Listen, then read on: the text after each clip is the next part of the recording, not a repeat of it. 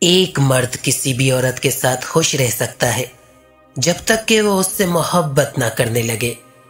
اللہ نے یہ صفت عورت کو بخشی ہے کہ وہ پاگل بھی ہو جائے تو اولاد یاد رکھتی ہے۔ خواہش اگر نکاح کی ہو تو محبت کبھی بھی حرام نہیں ہوتی۔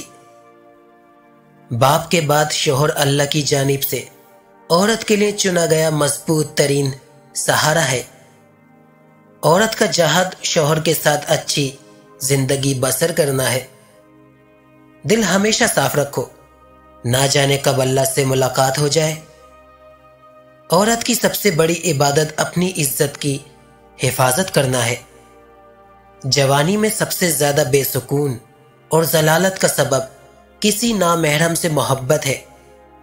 مرد کی محبت کا تقاضا تو یہ ہے کہ اس سے وابستہ عورت کی آنکھ میں آنسو نہ آئے۔ زلفیں جیسی بھی ہو لیکن حجاب شخصیت کو نکھار دیتا ہے۔ ہر کسی پر بھروسہ نہ کرے کیونکہ چینی اور نمک دونوں کا رنگ ایک ہی ہوتا ہے۔ عورت پر جو ہاتھ اٹھائے وہ کچھ بھی ہو سکتا ہے لیکن مرد نہیں ہو سکتا۔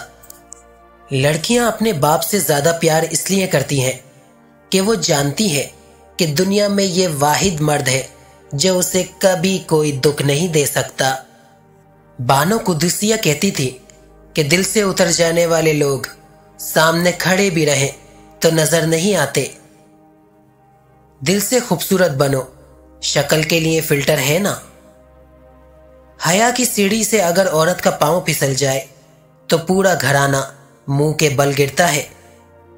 جینز پہننے والی لڑکی کتنی ہی خوبصورت کیوں نہ ہو لیکن دل ہمیشہ حجاب والی ہی لے جاتی ہے۔ جب نکاح ڈی جے کے گانوں پر ہوگا تو آنے والی نسل ٹک ٹاک پر ڈانس کرے گی۔ سوال، حجاب کس لیے؟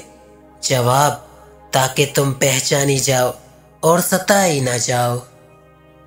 عورت صرف مرد کی دو چیزوں کی طلبگار ہوتی ہے۔ مرد اس کو دے تو تڑپنا شروع ہو جائے گی، عزت اور محبت۔ مرد چاہے خود 100 چکر چلا لے مگر عورت کسی سے ہنس کر بات کر لے تو کردار سے گر جاتی ہے۔ عورت کسی کام میں ماہر ہو یا نہ ہو لیکن اندھا اعتماد کرنے میں بے حد ماہر ہوتی ہے۔ عورت کو جو حدیں قید لگتی ہیں دراصل وہی اس کی محافظ ہے۔ جو مرد چادر کے بغیر عورت کی تصویر مانگنا شروع ہو جائے وہ عورت کی کبھی عزت کی حفاظت نہیں کر سکتا۔ عورت کے پاس سب سے قیمتی چیز ایک مخلص مرد ہے۔ اصل محبت تب شروع ہوتی ہے جب مرد اور عورت اسے حلال بنانے کا فیصلہ کر لیتے ہیں۔